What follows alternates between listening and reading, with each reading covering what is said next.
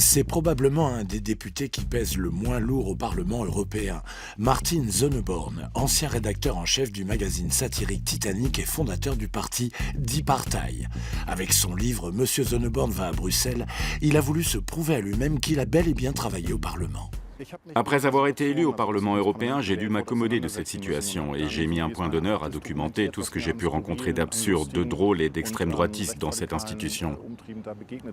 Selon lui, ce sont les hommes gros, vieux et blancs qui ont plongé l'Europe dans la crise. Et lui, le député non inscrit, compte bien leur tenir tête. Pour ça, il n'a même pas besoin de recourir à la satire, il lui suffit juste d'être lui-même le poil à gratter du Parlement.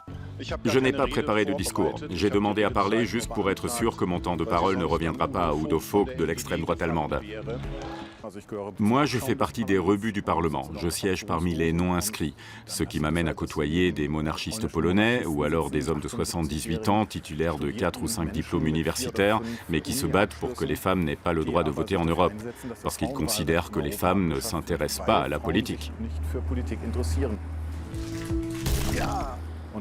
Et ce sont les mêmes qui, dans un débat sur les écarts de salaire entre hommes et femmes, t'expliquent que c'est tout à fait normal que les femmes gagnent moins parce qu'elles sont plus petites, plus lentes et plus bêtes que les hommes.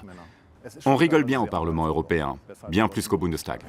Le livre Monsieur Sonneborn va à Bruxelles plonge avec humour ses lecteurs dans le laborieux quotidien du Parlement européen et les invite à voter pour Die Partei, traduisez le parti, son parti. Avec son style inimitable, Martin Sonneborn parvient à séduire surtout les jeunes. Et d'après les sondages, avec ses slogans absurdes, le parti serait à 2% des intentions de vote, pas mal pour un parti satirique.